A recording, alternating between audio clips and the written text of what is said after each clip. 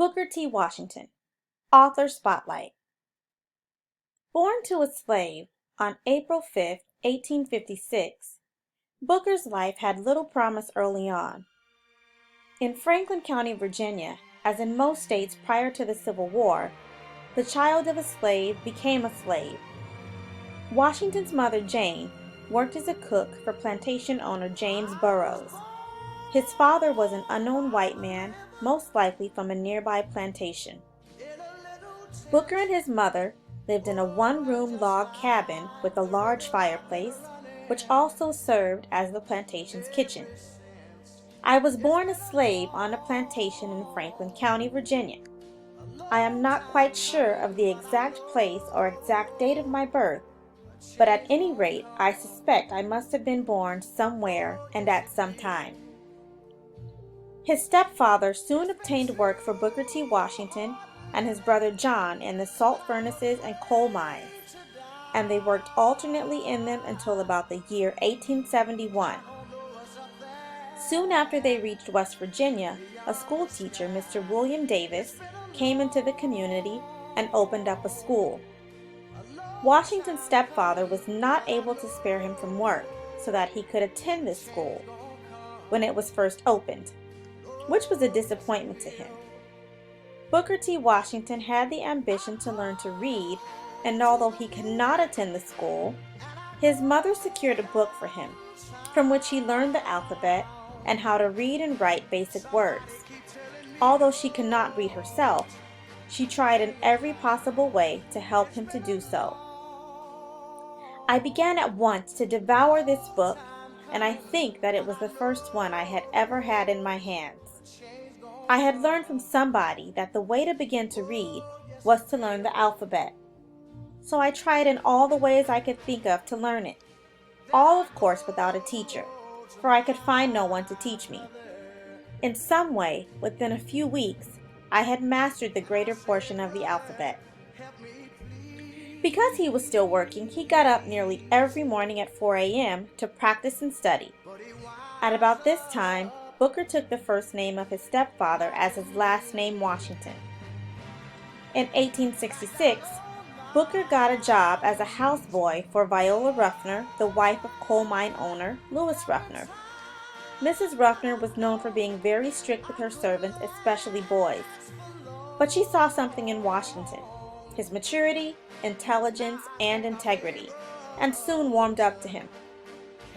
Over the 2 years he worked for her, she understood his desire for an education and allowed him to go to school for an hour a day during the winter months.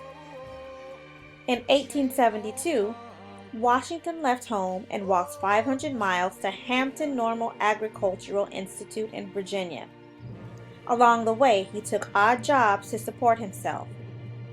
He convinced administrators to let him attend the school and took a job as a janitor to help pay his tuition. The school's founder and headmaster, General Samuel C. Armstrong, soon discovered the hard-working Washington and offered him a scholarship.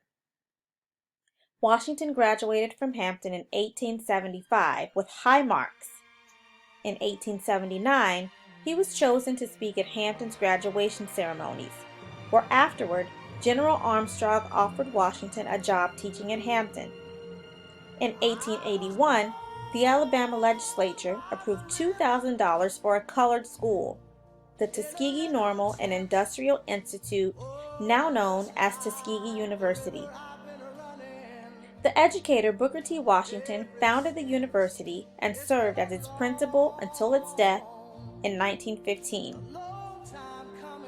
Under Washington's leadership, Tuskegee became a leading school in the country. The Tuskegee Normal and Industrial Institute, the school's fourth name, inculcated Washington's principles of providing practical training for African Americans and helping them develop economic self-reliance through the mastery of manual trades and agricultural skills.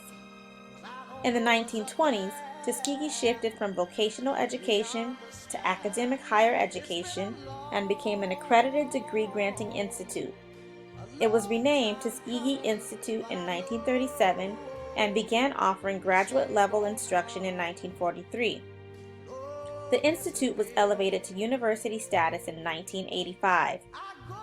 At his death, it had more than 100 well-equipped buildings, 1,500 students, a 200-member faculty teaching 38 trades and professions, and a nearly $2 million endowment.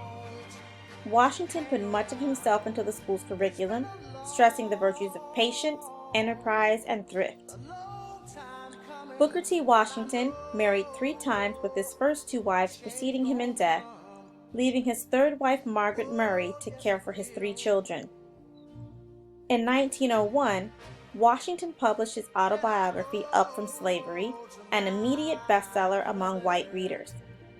In that same year, Washington's profile was heightened by his famous dinner in the White House with Theodore Roosevelt.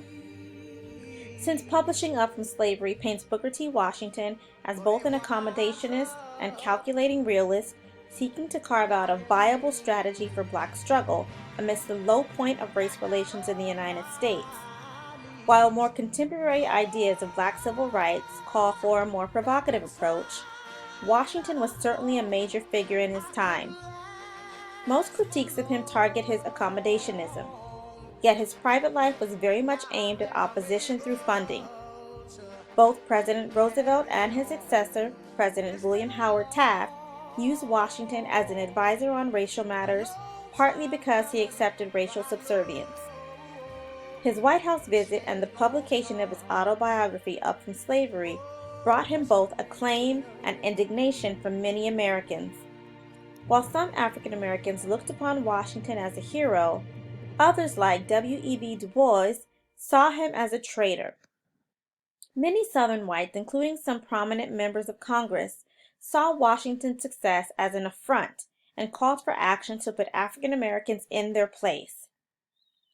Washington's health was deteriorating rapidly in 1915. He collapsed in New York City and was diagnosed by 2 different doctors as having Bright's disease related to kidney diseases. Told he only had a few days left to live, Washington expressed a desire to die at Tuskegee.